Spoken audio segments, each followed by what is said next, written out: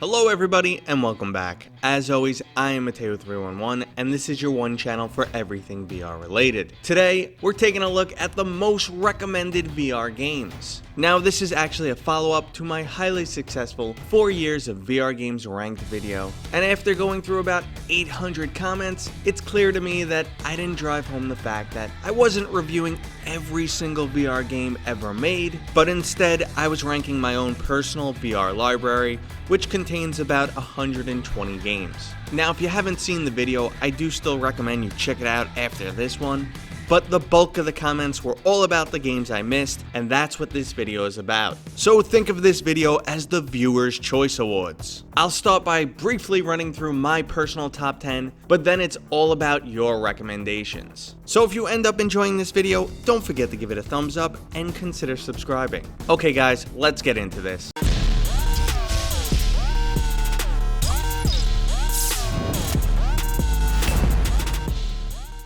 So first up in my top 10 is Moss. This short but sweet platformer is undeniably charming, has some completely stunning graphics, and by the end you form a true bond with the main character. Even someone not truly a fan of the platformer or puzzle genre, I still truly enjoyed this game. Next up we have the Oculus exclusive Lone Echo. To date, this still remains one of the best story-driven titles. There's a deep level of intrigue that really sucks you in, and not many other VR games match Lone Echo's production value. Next up is the undisputed king of VR shooters, Pavlov. Everything that makes Counter-Strike a great flat-screen game is carried directly into VR, including a large player base, an array of mods, and the amazingly fun gameplay mechanics. Pavlov is currently in a league of its own. Next up is Budget Cuts 2, a title that delivers a little bit of everything. It's cute, it's quirky, it's fun, and with the addition of mutators, it now has mainstream appeal. Next up is Vader Immortal. This 3-part series is an easy recommendation to both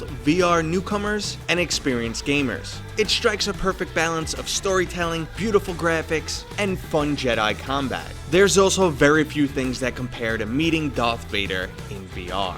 Next up is the undisputed king of rhythm games, Beat Saber. From the housewife to the uber competitive gamer, anyone can pick up this title and have a great time. With constant updates and added song packs, it's one of those games that you could just keep playing forever. Next up is The Walking Dead Saints and Sinners. Now this game has some truly amazing visceral combat, does an amazing job of recreating the world of The Walking Dead, and may require you to wear a diaper while playing. If you're looking for something intense, look no further. Next up is Boneworks. This experimental physics shooter is undeniably the most innovative VR game to date. It has some amazing sandbox modes, and both the gun and melee combat is unmatched in any other VR title. Next up is Asgard's Wrath. This game not only scratches the VR RPG itch, but it also utilizes VR to enhance the overall delivery of the story. The change in perspective from God mode to mortal is just absolutely stunning, just like the overall graphics of this game.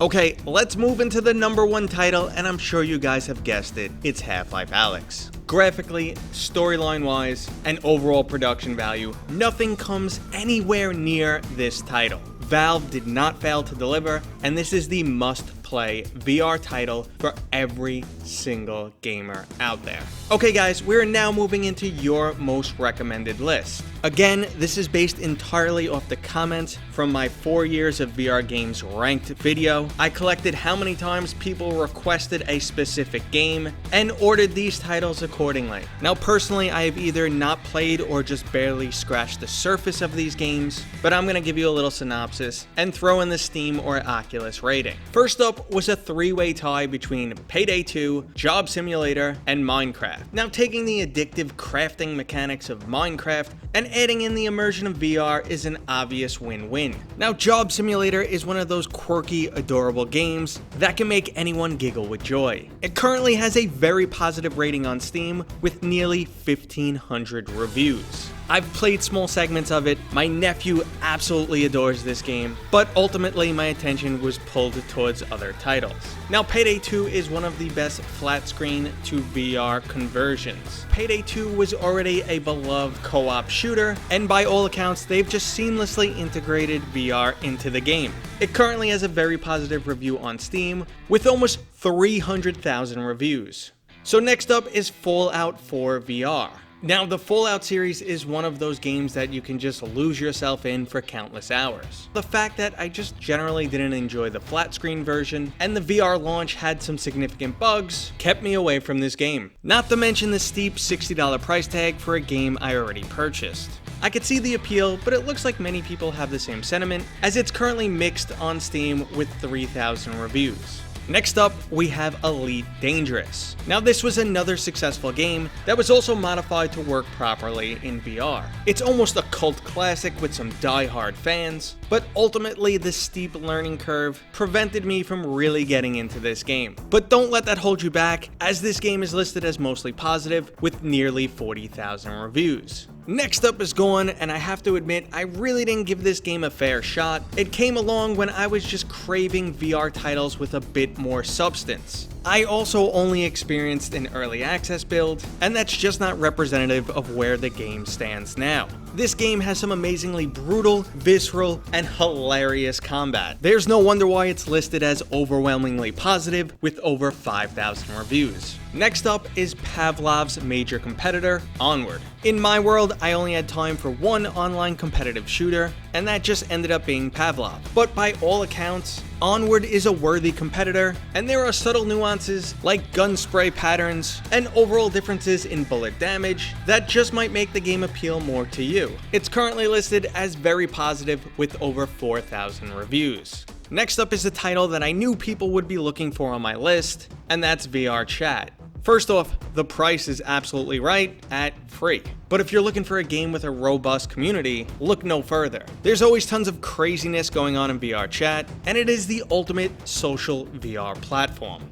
VR Chat is currently listed as very positive with over 52,000 reviews. Now next up is a title that I had no idea was so beloved until I started looking into it, and that is Hot Dogs, Horseshoes, and Hand Grenades. At first glance, it just looks quirky with a lot of things going on, but apparently it's extremely deep with some of the best gunplay mechanics out there. I personally know multiple people who do not shut up about this game. I'm just starting to get into it, and I understand why it's listed as overwhelmingly positive with over 6,000 reviews. Now we're getting down to our last two recommended titles. That number 2 spot was taken by Skyrim VR. Now prior to the game releasing, I remember having a conversation with my friend about how Skyrim VR is just the ultimate dream. It's what we grew up wanting our whole lives. When it released, I choked down that $60 price tag, bit the bullet, jumped right in, and immediately had mixed feelings. Both the poor VR melee mechanics and the fact that I was once again playing Skyrim for the umpteenth time prevented me from really getting into this game. But I understand this is Skyrim after all, and once you start modding it, you open up a whole new world. But in truth, I ended up spending more time modding it than actually playing the game. Personally, I could recommend Skyrim VR, especially to people who've never played the series before,